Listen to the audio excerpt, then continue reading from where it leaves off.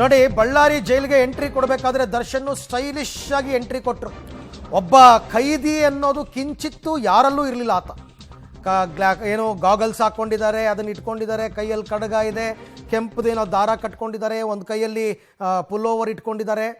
ಈ ಶೂಟಿಂಗ್ಗಳಿಗೆ ಬರಬೇಕಾದ್ರೆ hero entry ಇರುತ್ತಲ್ಲ, ಆ ಥರ ಇತ್ತು. ಇದಕ್ಕೆ ಅನುಕೂಲ ಮಾಡಿಕೊಟ್ಟಂತಹ ಸಿಬ್ಬಂದಿಗೆ ನೋಟಿಸ್ ಕೊಟ್ಟಿದ್ದಾರೆ ಉತ್ತರ ವಲಯದ IGP ಶೇಷ ಅವರು.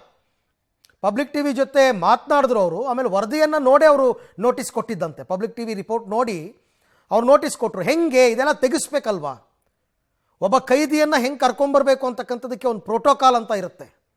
ಜೈಲಿಗೆ ಶಿಫ್ಟ್ ಮಾಡಿರೋದ್ರಿಂದ ಅಲ್ಲಿನ ಭದ್ರತಾ ವ್ಯವಸ್ಥೆ ಹೇಗಿರುತ್ತೆ ಅನ್ನುವಂತಹ ಪ್ರಮುಖ ಪ್ರಶ್ನೆ ಸಾರ್ವಜನಿಕರಲ್ಲಿ ಇದೆ ಸರ್. ಅದಕ್ಕೆ ಉತ್ತರ ಕೊಡೋದಾದ್ರೆ ಭದ್ರತಾ ವ್ಯವಸ್ಥೆ ತುಂಬಾ ಚೆನ್ನಾಗಿದೆ. ನಾವು ಕೂಡ ನಮ್ಮ ಅಧಿಕಾರಿ ಸಿಬ್ಬಂದಿಗಳಿಗೆ ಸಾಕಷ್ಟು ಅವರಿಗೆಲ್ಲ ನಾವು ಬ್ರೀಫ್ ಮಾಡಿದ್ವಿ ಆಲ್ರೆಡಿ, ಯಾವ ರೀತಿ ಅವನ್ನ ಕಟ್ಟುನಿಟ್ಟಾಗಿ ನೋಡ್ಕೊಬೇಕು ಅಂತ ಹೇಳಿ. ಹೆಚ್ಚುವರಿ CCTV ಕ್ಯಾಮೆರಾಗಳೆಲ್ಲ ಹಾಕಿದ್ವಿ. ನಾವು ಹೆಚ್ಚುವರಿ ಸಿಬ್ಬಂದಿಗಳನ್ನ ನಿಯೋಜನೆ ಮಾಡಿದ್ವಿ. ಭದ್ರತೆಯಲ್ಲಿ ಏನು ಲೋಪದೋಷಗಳಾಗ್ಲಿಕ್ಕೆ ಸಾಧ್ಯನೇ ಇಲ್ಲ. ಓಕೆ ಈಗ ಜನರಿಗಿರುವಂತಹ ಆತಂಕ ಒಂದೇ ಸರ್. ಈಗ ಪರಪನಗ್ರಹಾರದಲ್ಲಿ ನಾವು ನೋಡಿದ್ವಿ, ಅಧಿಕಾರಿಗಳು ಮೈ ಮರೆತರು, ಪರಿಣಾಮ ಏನೇನಾಯ್ತು ಅಂತ ನಾವು ನೋಡಿದ್ವಿ. ಸೊ ಅಲ್ಲಿ ಆ ರೀತಿ ಯಾವುದೇ ಘಟನೆಗೆ ಆಸ್ಪದ ಕೊಡದಂತೆ ಏನ್ ಇನ್ಸ್ಟ್ರಕ್ಷನ್ಸ್ ನ ಅಲ್ಲಿನ ಅಧಿಕಾರಿಗಳಿಗೆ ಕೊಟ್ಟಿದ್ದೀರಿ ಅಂತ? ಈಗ ಆಲ್ರೆಡಿ ಅದೇ ತಾವು ಹೇಳಿದಾಗ ಈಗ ಅವ್ರಿಗೆ ಹೆಚ್ಚಿನ ಮಟ್ಟದಲ್ಲಿ CCTV ಅಳವಡಿಸಿದೀವಿ, ಸಿಬ್ಬಂದಿಗಳ ನಿಯೋಜನೆ ಮಾಡಿದೀವಿ. ಮತ್ತೇನು ಅವ್ರ ರಕ್ತ ಸಂಬಂಧಿಗಳಿಗೆ ಮಾತ್ರ ಈಗ ಇಂಟರ್ವ್ಯೂ ಕೊಡ್ಲಿಕ್ಕೆ ನಾವು ಅವ್ರಿಗೆ ವ್ಯವಸ್ಥೆ ಮಾಡ್ತಾ ಇದೀವಿ. ಬೇರೆ ಬಂದಿಗಳ ಜೊತೆ ಬೆರಿಬಾರ್ದು ಅಂತ ಹೇಳಿದೀವಿ ನಾವೀಗ.